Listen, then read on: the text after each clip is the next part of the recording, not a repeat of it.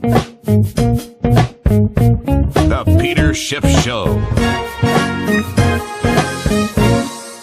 Well, the month of January came to an end, and it didn't play out the way most people believed it would. Remember when the year began, everybody was so optimistic on the U.S. dollar. Remember I said that it was the most crowded trade, that it was just like gold the year before, where everybody was convinced that now that Trump was president and we're going to have all this economic stimulus, this fiscal stimulus, and that the Fed was going to be tightening rates more aggressively. The dollar had no place else to go but up, and everybody started the year long the dollar. Well, I just read that this was the worst January for the dollar in almost 30 years.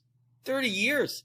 And, for all the fanfare and the hype about Dow 20,000, I think the Dow was only up about 0.5% in the month of January. I mean, it wasn't down, but 0.5% higher. I mean, you would think that it was much higher than that. And of course, measured in any other currency, right, the Dow was down quite a bit. In fact, if you just look at our mutual funds, and just give me an example just of what's going on overseas. First of all, our gold fund, my gold fund was up 12% in the month of January, which is probably, pretty typical of most gold funds. But my value fund, my international value fund, was up 6.5% in the month of January. That's 12 times the gain on the Dow Jones. As a matter of fact, that fund is the number one fund. I checked it. It's the number one fund on Morningstar so far in 2017. It was also the number one fund in its category. There's I think 400 some odd funds or so in the category. It was the number one fund for all of 2016, and it's already the number one fund for 2017. But if you look at the returns that are being achieved internationally, investing outside the dollar, investing in gold stocks, that's where all the money is being made. It's not being made in the U.S. stock market, which is barely up so far in 2017. And in other currencies, it's actually down. It's only up in dollars, but it's down in terms of just about every other currency. So you wouldn't know that from listening to the pundits. Everybody is so excited about what's going on. But again, this is probably how it all started when George Bush came in, and people were still initially enthusiastic about what was going to happen. But the honeymoon didn't last long, at least when it comes to the markets, because the U.S. stock market went down, the dollar went down. Now, I know Donald Trump or his administration is not losing any sleep over the fact that the dollar is down. In fact, yesterday, the dollar had a big move down because of, or supposedly, this is what they blamed it on, comments coming from officials in the Trump administration, not just Donald Trump himself, but other people in the administration, about how other countries were not playing fair, particularly in Europe, Germany in particular, accusing the Germans of having an undervalued currency, an undervalued euro, making similar comments about Japan and undervalued Japanese yen. So these comments weighed on the dollar, because it's almost like Trump is already adopting a weak dollar policy. Because if you're saying that the euro is too weak, if you're saying the euro is too weak, you're saying the dollar is too strong. If you want the euro to go up, then you want the dollar to go down. If you want the yen to go up, then you want the dollar to go down. So the president desires a weaker dollar. Now, I guess that's because they believe that a weaker dollar is going to improve our balance of trade. But it didn't under Bush. If you go back to George Bush and you look at how much the dollar lost during his presidency, the trade deficits went up. The biggest trade deficits we ever had were under George Bush, the annual trade deficits. As the dollar went down, it actually increased our trade deficits because we had to spend more money on all of our imports. And I think the same thing is going to happen again. We're going to get a weaker dollar, but it's not going to improve our balance of trade. We're just going to have to import more and pay for it, pay more for what we import. So it's going to work the other way. But the Federal Reserve came out today with their decision on interest rates, and they, of course, decided to leave interest rates unchanged. It is the speculation of higher rates that initially boosted the dollar, But, when today's Fed minutes came out to reflect their, why they left rates unchanged. And by the way, it was unanimous, right? Nobody wanted to raise rates. It was unanimous. But remember, the Fed is already indicating that 3 rate hikes are coming in 2017. Now, if that's the case, people would have thought, well, maybe the Fed is going to give a hint as to when the first of those 3 rate hikes might come. But they didn't do that at all. There was nothing in this statement that would give you any indication that they're about to raise rates. I mean, they did talk about the fact that rates would go up gradually, but that's it. I mean, they've been saying that the whole time. They were saying that all last year, right? They said they need to be slow. They said again, they're not going to allow any bonds to mature. They're going to continue to roll over all of the interest and all of the maturing principal. So their balance sheet isn't going down anytime soon. They gave no indication that they were going to be shrinking the balance sheet at all. So, very, very dovish as far as I'm concerned. I mean, the only supposed hawkish point was that instead of saying they expect inflation to return to 2%, they said it will return to 2% in the intermediate term. I mean, wherever the intermediate term is, but I don't know what they're talking about. We're already at 2% on inflation. So it's not about inflation getting to 2%. We're already there. And of course, we're way beyond there. I'm talking about the official estimates of inflation that the Fed is going to look at, right? They don't care unofficially how bad inflation really is. They're going to hide behind these doctored numbers. But even those doctored numbers are showing that inflation is already at 2%. So the fact that it's already there, now they can say inflation will return to 2% over the medium term. Maybe some people were saying, well, that means that they're more likely to raise rates. No, it doesn't. Because just because inflation is going up doesn't mean the Federal Reserve is actually going to do anything about it. I don't think they are going to do anything about it. I don't think it matters how high the inflation rate goes. And to the extent that the Fed actually does deliver more rate hikes, it's only going to be in the context of inflation rising much faster than the Fed is raising rates. So the whole time the Fed may be raising rates, the real rate is still going to be falling. The Fed is not going to allow real rates to go up. So the only way they'll be able to raise rates at all is if they're lagging behind inflation, so that they're always behind the curve, because they know that they need to keep real interest rates negative and they cannot let real interest rates rise. Maybe they're willing to push up nominal interest rates, but only if they can do so without raising real interest rates. So to the extent that higher inflation will allow the Fed to raise rates, none of it's going to matter because real rates are going to be falling even if the Fed is raising rates. And that is one of the reasons that the dollar is down. And January was so bad, but we ain't seen nothing yet. I think this is just the beginning of a much bigger decline in the value of the dollar. And that means commodity prices are going up. That means gold is going up. And that means money is going to start flowing out of U.S. assets into overseas assets and emerging markets, similar to what we saw under George Bush. And the fact that so many people think that, oh, this is good for the stock market. Like, look at the bond market getting clobbered. And you actually have a lot of people on Wall Street thinking, oh, this is good for stocks because, now people are just rotating, right? They're going out of bonds and they're going to buy stocks. And that's kind of, this is a good thing, right? People are going to leave bonds and go to the stock market as if, it's just a, either or. And if bonds are going down, then maybe stocks have to be going up. I mean, people are overlooking the fact that stocks and bonds over a longer term are positively correlated. The stock market and the bond market generally go up together. And that's what makes sense because it's falling interest rates that boost stock prices. Stocks do better in a falling rate environment, and so do bonds. So generally, it's not like one goes up and one goes down like it's some kind of seesaw. They go up together. I mean, we've been in a bull market in bonds since 1980. That's one of the reasons that the stock market has gone up so much in nominal terms since 1980 is because the bond market has been propping it up, right? Because low interest rates are not only good for the stocks, right? It provides cheap financing. It enables them to buy back shares. And it pads their earnings because they pay less for their debt. But also just on a strict valuation basis, when you value a stock, you are taking the present value of all their future cash flows. And the lower the interest rate is, the higher the present value, right? The same thing with real estate. Commercial real estate is more valuable when bond prices are falling because commercial real estate is like a bond.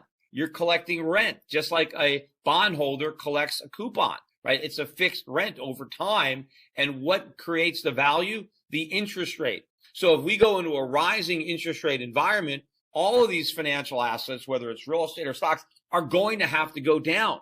But, people still remain oblivious to that reality.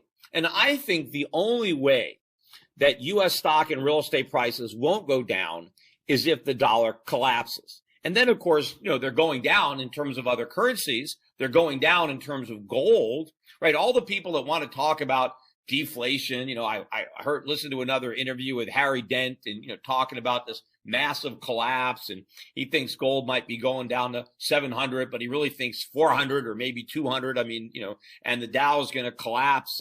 Massively. Everything is going to go down. And the reason that, there's just no way that that is going to happen is because the Federal Reserve won't let it happen. The government won't let it happen because they will print enough money because they do not have the stomach for that kind of deflation. They are not going to let the stock market crash. They're not going to let the real estate market crash. They're not going to let banks fail.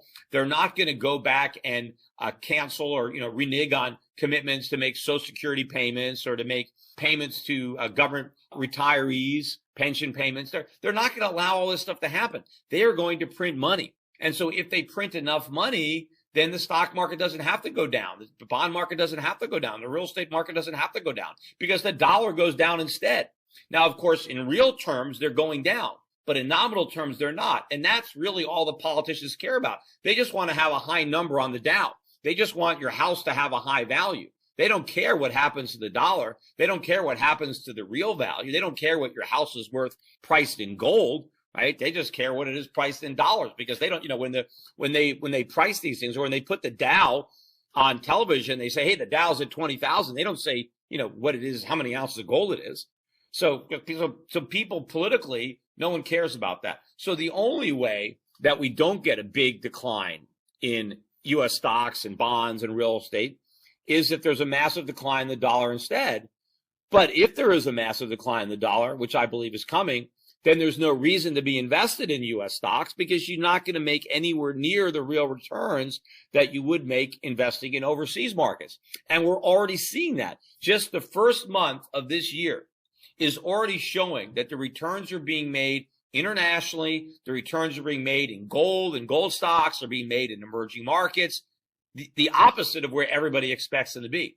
And Wall Street, they still haven't figured this out yet. They're still pounding the table on the U.S. stock market and how we're the only game in town and this is the place to be and the dollar is going to go up and the U.S. stock market is going up. Meanwhile, none of that is actually happening, right? Beneath the surface, the opposite of that is happening.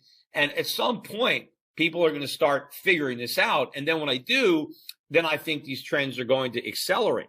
Now, we did get some positive economic news that came out this morning. And if it wasn't for this report, I think the dollar would have moved down a lot today and gold would have been moved up even higher. And that was the ADP employment number for January. And they were expecting 151,000 payroll jobs, private payroll jobs. And we got 246,000. So that is a big beat. And it's much higher than the 151,000, which we got for the prior month, which, that was originally reported 153. So they revised it down slightly, but big beat on this number. Now, this ADP number, sometimes they have some real outliers. So we don't know. We've got to get the government number, right? The official number comes out on Friday. But I think this got the markets now looking for some better economic news on the job front. Now, I don't know how much of this is just a quirk in their data, or maybe there really were 246,000 jobs, but it's possible that a lot of the small businesses that, remember, small business optimism now spiked up to the highest it's been in 30 years? I can't remember how many.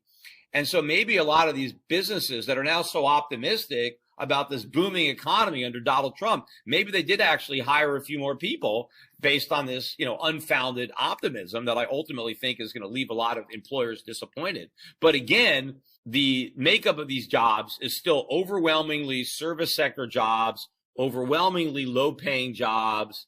probably the lion's share being part-time jobs. So that hasn't necessarily changed, but maybe there is a little bit more optimism. So I think that has that put a bid into the dollar, and I think took a little of the shine off of gold. But still, gold was barely down today. The big day up day was yesterday. We were up, 15. I mean, maybe 18 or 19 bucks at the high, but back above 1,200. And even though we were down slightly today, we're down, I think, only about 70 cents. We just below 1,210.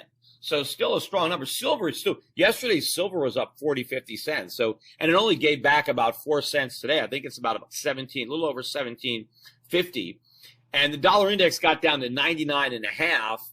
And even with the much better than expected jobs numbers, we only managed to get back, 0.2 of that. So we're still about 99.70 and change on the dollar index. And I think that the dollar index did sell off a bit once the Federal Reserve statement on rates was released, because I think there were people that thought that the Fed would give some indication that, hey, we might hike in March, but they gave no such indication, because I don't think they have the intention of doing it. There's a lot of people that think that the Federal Reserve now, they really want to raise rates because they want this whole thing to collapse under Trump. And this is a convenient scapegoat that, they could blame all the problems on Trump, not on the Fed having kept rates so low for so long. And the fact that they raised rates and the market collapsed doesn't mean that the market collapsed because of rates. It just collapsed because of Donald Trump and the whole economy. But, Trump hasn't been there that long. And if they really start raising rates in 2017 and everything falls apart, it's really hard to just blame it all on Trump. I think a lot of that backlash might come to the Fed. They would accuse the Fed now, instead of keeping rates too low for too long, I bet a lot of people would accuse the Fed of raising them too quickly. Like, that was your mistake, right? You shouldn't have raised rates so aggressively. So I think the Fed still wants to keep it together. I think if Janet Yellen believes that Donald Trump's not going to reappoint her, I don't think she wants to risk anything bad happening while she's still at the Fed. I think she'd rather keep rates really low, make sure nothing bad happens, and then, let something bad happen on whoever Donald Trump appoints. Let it happen on his watch. She might want to get out of Dodge before this happens. So I don't think the Fed is looking to be more aggressive on rate hikes. And of course, since the Fed was so slow under Obama, if the Fed all of a sudden really started raising rates, then I think Trump could say, hey, this is a double standard. I mean, why is the Fed being so aggressive now when they were so timid under my predecessor? See, they're actually deliberately trying to undermine me. So I don't think that Yellen or the rest of her cohorts at the Fed are really anxious to try to deliberately hurt the economy with rate hikes. Right? I think that they're going to be just as slow as they were before. Only if inflation really, really spikes up is it possible that they might come up with another quarter point, but only because they would have the assurance that rates were still even more negative than before they hiked, right? Because of inflation, let's say inflation goes from 2% to 3%, and as a result, they kick rates up an extra quarter point.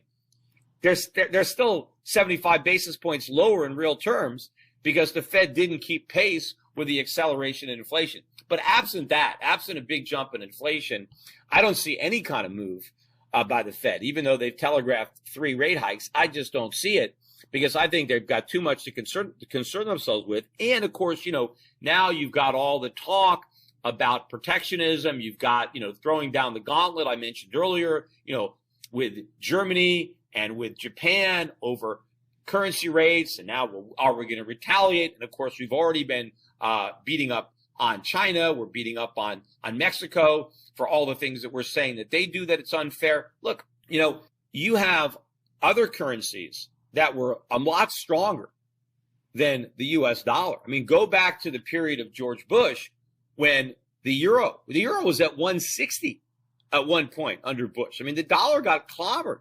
Yet Germany wasn't saying that America was cheating by having an undervalued currency. I mean, look at how much the dollar declined in value during the presidency. And nobody accused us of cheating by undervaluing our currency. In fact, when we did QE, nobody said that, we were debasing our currency. I mean, in fact, when the Japanese responded to these allegations by saying, look, we're not trying to debase the yen. We're just trying to create inflation. which was kind of ridiculous because that's what creating inflation is. They're saying our policy is designed to create inflation. We're not trying to weaken the yen. We're trying to create inflation. But that's what inflation is. You're making prices go up in terms of yen. So if you have a monetary policy designed to create inflation, your monetary policy is designed to weaken your currency. But they're somehow thinking that the domestic purchasing power of the currency is somehow separate from the exchange rate of that currency versus other currencies. When in the short run, potentially it could be, but in the long run, obviously that's not the case. It's the domestic purchasing power of the currency that ultimately determines its value. Because if you've got Japanese yen, where can you spend them? In Japan. Japan is where goods are priced in yen, no place else. So ultimately what gives the value to the yen is what you can buy with it in Japan, right? And so to say that there's no connection between domestic inflation and the value of our currency is absurd. But it shows you the level of discourse that's there, that they have to deny that they're trying to weaken their currency. All they're trying to do is create inflation, which is the exact same thing, only by a different name. Of course, the big economic number is going to come out on Friday. It's going to be the first job number of the Trump presidency. It's the job number for January. Now, Trump wasn't president for the entire month of January, but I'm sure if it's a really good number, like today's ADP, he's going to be all over that to claim credit. If for some reason it's bad, it'll be, well, it's because of, it's the last report for Obama. Maybe it wasn't soon enough. But I will be certainly commenting on that number. And my guesstimate is, even if it is a better than expected number, my thing is that the dollar's not going to rally. Just like it didn't really have much of a rally today, I don't think it'll have much of a rally. If anything, the dollar might rally short term and then turn around. Same thing with gold. Gold might sell off a bit and then catch a bid and rally. Of course, if we do get a weak number, then the dollar is going to get smoked and gold's going to have a huge update. But judging by this ADP number, and, we have had a tendency of these jobs numbers to beat. But, even if we still get another superficially good number, beneath the surface, it's going to be lousy. It's all going to be part-time jobs. It's going to be low-wage jobs. We're probably going to have more people leaving the workforce. We're probably going to have, record low labor participation. But there is one factor that may come back to bite the administration. If there is really so much optimism about all these jobs that are going to be created now that Trump is president, it is possible that some of the people who are now not looking for work might decide to come back into the workforce and try to find one of these great jobs that is supposedly out there waiting for them. And if that is the case, that would increase the official unemployment rate, because now if people are looking for jobs, they're unemployed until they find one. If they're not looking and they're not working, then they don't count. So I'm waiting to see if that happens. I wanted to also let everybody know about some of my upcoming appearances. I meant to say something on the podcast about being at the Resource Conference, the Cambridge House Conference in Vancouver, and totally forgot to mention it. So I want to make sure my next appearance coming up is the Orlando Money Show. And I'm going to be there, I think it's Wednesday, February 8th or so through Friday. I'm on a couple of panels. I got a couple of workshops. So it's the Orlando Money Show. Certainly, if you're in the Orlando area, come by. It's free to come to the Money Show. If you want to fly down there, you got to get yourself down. There's a lot of flights. I know it's kind of a last minute to talk about on the podcast. I got to kind of do things in advance. But a lot of people listen to this. They're in the Orlando area. Make sure and come down to the Money Show. But, of course, you can come down. It's right there at Disney World. You can take your kids, go to the Money Show, hang out with me for a while, come by our booth, and then, you can go to Disney World. Give you a little bit more of a heads up, though, on an event that I do now every year is this cruise, this investor summit at sea. And I've been doing this now for a few years with these the real estate guys. And it is a great time. There's a lot of valuable information. I'm going to be speaking there. Also, G. Edward Griffin is going to be there. Some of you might have read his book, The Creature of Jekyll Island. So he's a really interesting guy. But there are a lot of other speakers. I forget off the top of my head who's going to be there. And I know that cruise does have a real estate orientation because it's put on by the real estate guys. But they do have, I think, Brian London, I think, is there, who does the New Orleans conference. So there's some hard money people there. And so it's a good group of people, but it's a lot of fun on the cruise. And you get to spend a week with me. I bring my wife on and my kids, so it's a good time. It's a cruise in around the Caribbean. And so if you're interested, that one you definitely want to reserve in advance. It's early April. You can go to realestateguysradio.com or just look at the Investor Summit at Sea to sign up. It's from April 1st to April 9th, right? And so, I think it starts out in Houston and it comes back to Galveston. And they have 3 stops, Roatan, Belize, and Cozumel. And there's some classes before we go. There's some classes and speakers on the cruise, but there's a lot of fun. It's a great time. So hopefully we can see some of you there. In fact, the Real Estate Guys, they have their own band, right? They're all very musical and they have a band. And my wife is the singer. She's the female lead singer for their band. So if you want to get a chance to hear my wife singing in a band, again, that's another reason to come to the Investor Summit at Sea with the Real Estate Guys and me, April 1st through April 9th, 2017. I'm not sure how many more cabins or how much more availability they have. So if you are thinking about going, I would try to reserve my cabin as quickly as you can. Today's financial advisors behave like pro wrestling TV commentators. They scream that the recovery is strong, debt is manageable, inflation is low, and that the Federal Reserve has everything under control. They may be oblivious, but the danger is real. Looking beyond the media hype can open a world of broader investing ideas. Euro Pacific Capital is a registered investment advisor that offers stock-focused wealth management services that closely follow the strategy of our founder and CEO, Peter Schiff. We concentrate on those countries that are more closely in tune with Peter's vision of how capitalism is supposed to work. And these investments are not hard to find, provided you know where to look. Isn't it time you change the channel and let Euro Pacific put a little reality back into your portfolio? If you live in the United States and have $25,000 or more to invest, call 800-727-7922. That's 800-727-7922. Non-U.S. residents access similar strategies through Euro Pacific Bank at europacbank.com. Euro Pacific Capital and Euro Pacific Bank are affiliated companies.